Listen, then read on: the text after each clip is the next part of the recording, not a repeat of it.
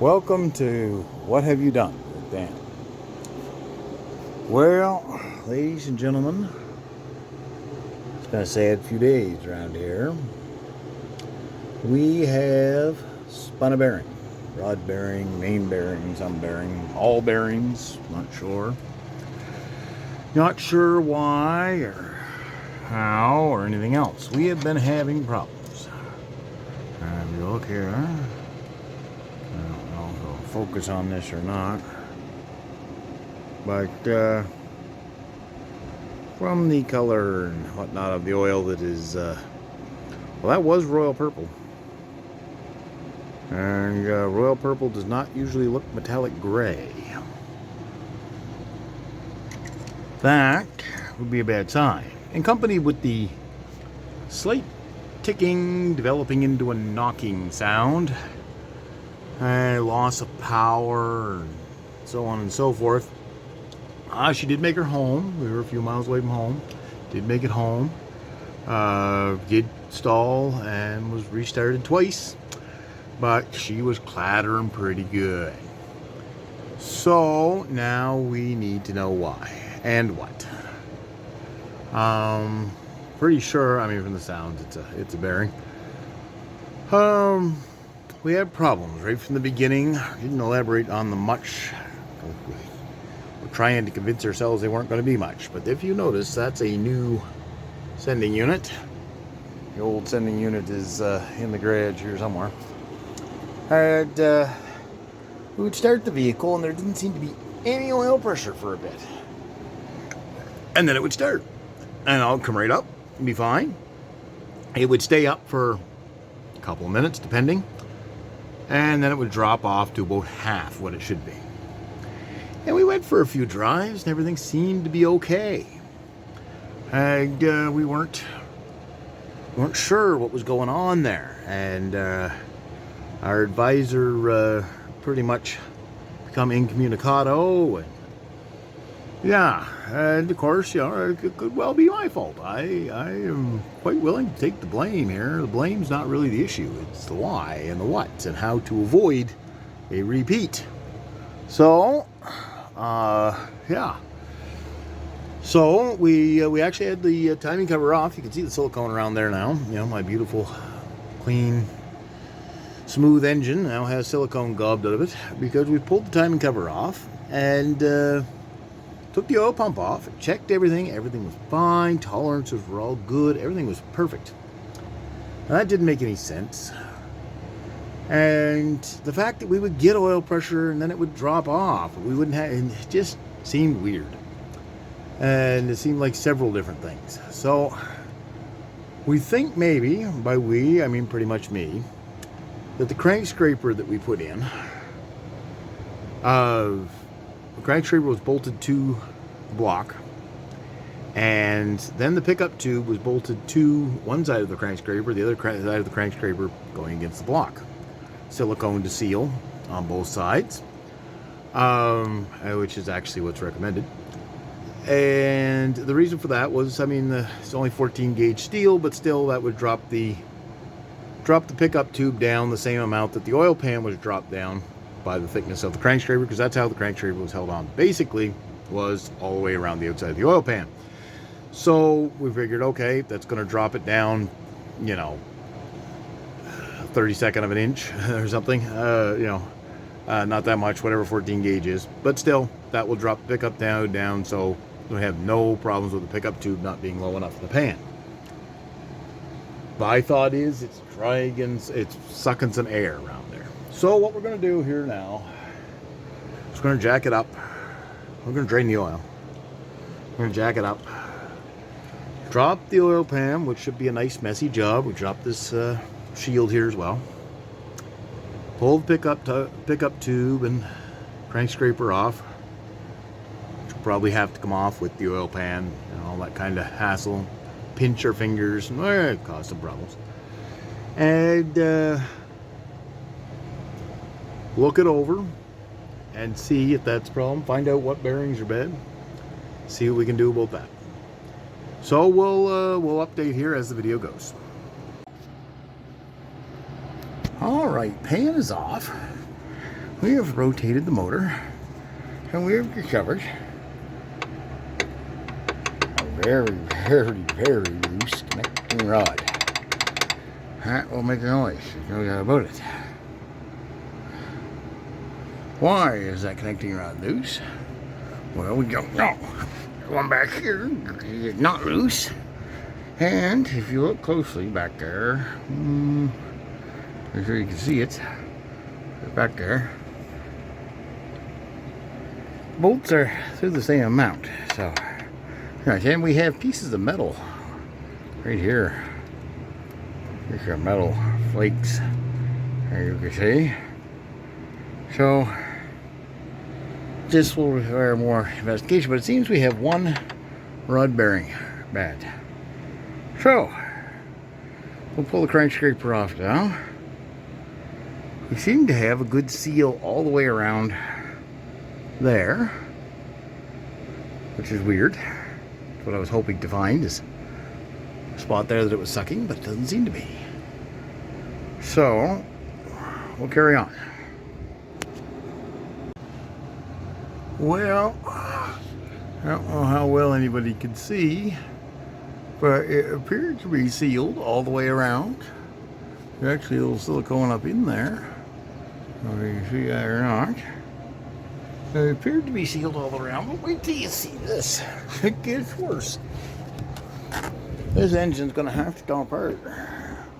Because check out this pile of debris, the whatever.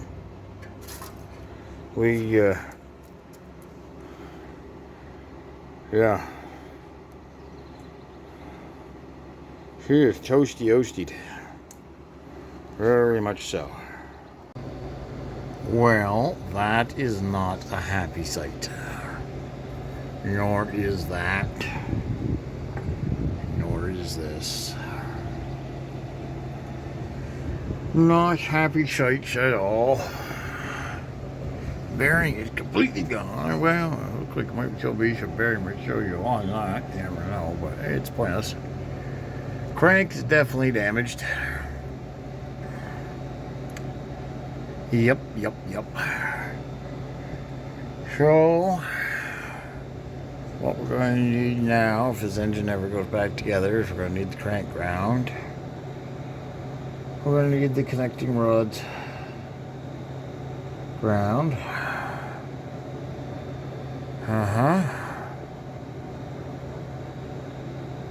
And we still don't know why we weren't getting oil pressure. That is our question. One that bothers me. Well, it was the pump. It really doesn't look like the sump. I mean, look up around there, you can see. It appears like it was sealed all the way around. That's a drip of oil right there. But I mean, there's a, you can feel all the way around that goes the crank plate, or to the crank scraper. I don't think we'll put the crank scraper back on for the next one, but I do not think that was the problem. I don't know what the problem was. Why we had low oil pressure. But we're going to pull some more pieces off here tonight. Just to look at some other places and pieces and so on. See what we see. But yeah, you could see there's metal flakes up there in the block and everywhere. So, it'll be a long time before the old girl runs again, or runs with this engine. I have ideas in my head. Horrible, horrible ideas that should never be thought by man or beast. But my favorite engine is not the Hemi. My favorite engine is actually the 383. And I know where there is a 383.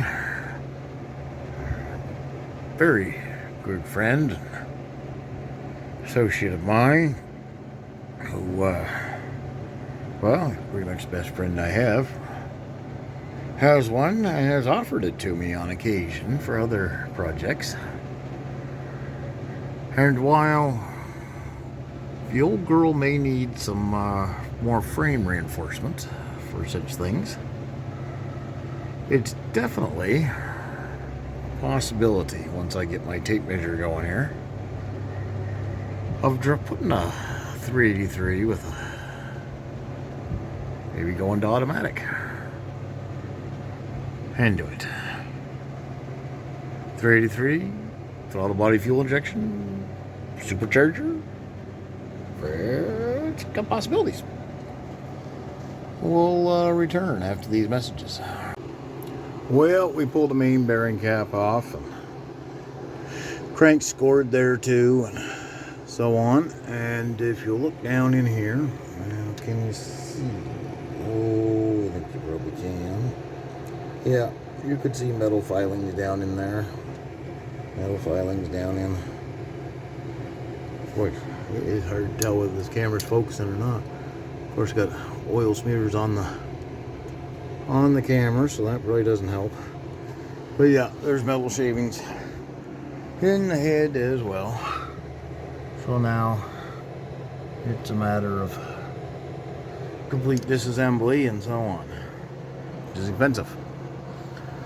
So I guess the next thing we'll do is drain the antifreeze, pull the radiator,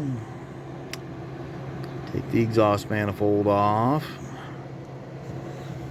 disconnect this oil sending unit, which has been a bane in my existence from the beginning, and pull the power steering pump, alternator off, in carburetor and intake manifold, valve train, head, blah blah blah blah blah. We'll tune back in as we go. Don't think we'll see this car going again for a long time. I mean, realistically, there's not enough room to put a 383 in here. I could put a 360 in here. You know, that's been done by other people. Probably put a new 5.7 Hemi in here if I wanted to, I suppose. That kind of thing. However, that would all cost a lot of money, be a lot of fabrication too. This is just a matter of parts. It's getting parts to work. I have a friend that's very certain it's my crank scraper was restricting oil flow, but I was running,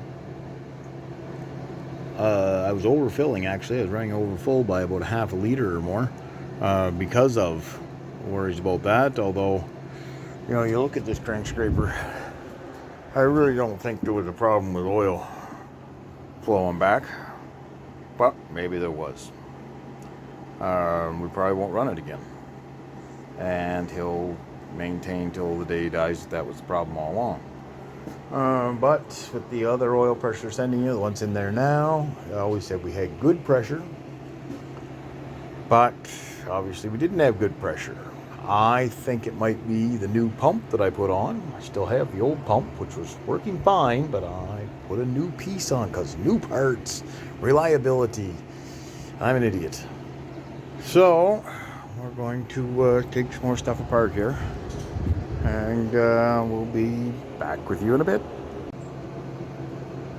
Well, faithful few.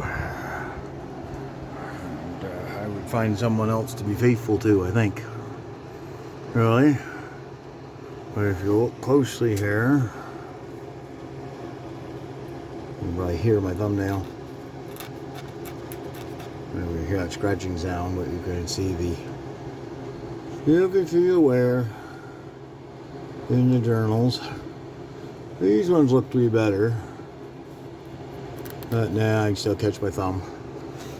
Now the lobes and the lobes and the followers look to be okay, more or less, but the main journal up front here is that's damaged, as you can see. And those don't have bearings or bushings or anything. All of them here. I can catch my thumb along all of them. I mean, a person could polish them up, valve flapping compound and a leather strap, and polish them up. Might get lucky. As far as the journals and the head itself, on the valve train here, see, the valve train actually looks fairly good. The front one being a groove, it looks fairly decent. But the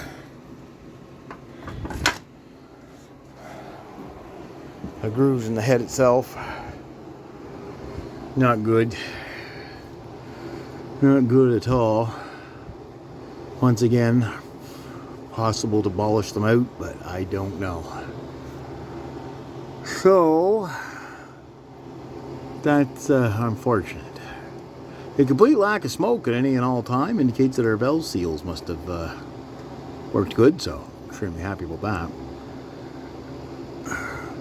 Alright, I have a friend, like I say, still very insistent about that crank scraper plate, and if we ever rebuild this thing and don't put that crank scraper plate in, he's going to maintain for the rest of his life that that was the problem.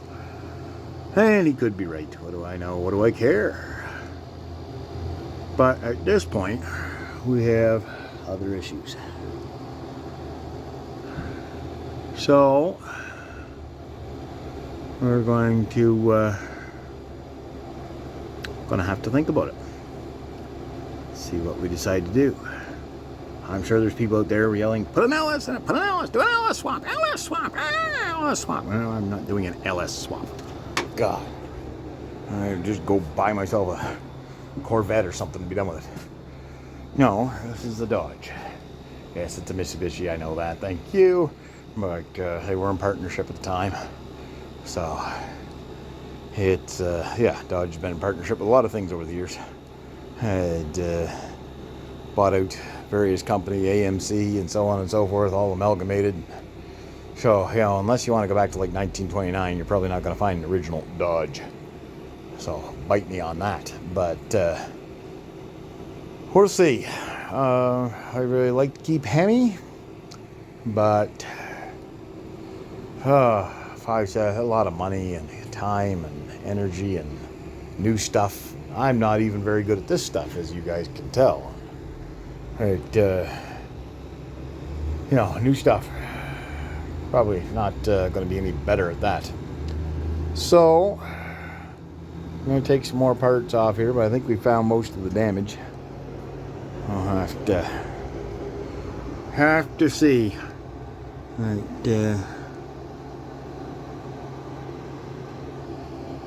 it's rather disheartening. I imagine that'll be it for today's video. I want to thank everybody that has watched up till now for watching. It's been quite a trip.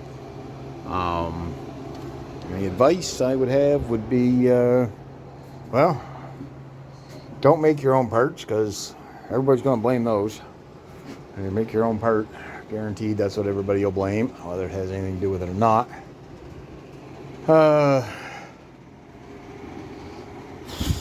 New parts. You know, if you got an old part that's working fine, in this day and age, a new part is probably more likely to fail than that old part.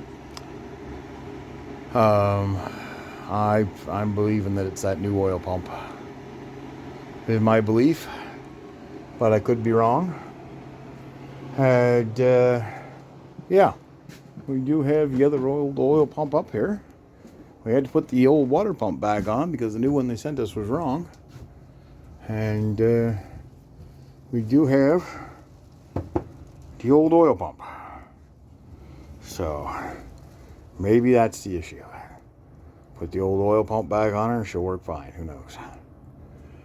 But it will be a while before anything works anything. Because we're going to need new oversized bearings, things ground, and new pieces, and so on and so forth. So, I'm not saying this is the end, but this is definitely a stop sign for a bit. All right, thanks everybody. Big shout out to my sponsor, which would be me. Don't buy anything that guy's selling or do anything that he recommends, because he's sketchy. There's definitely that. Thank you very much.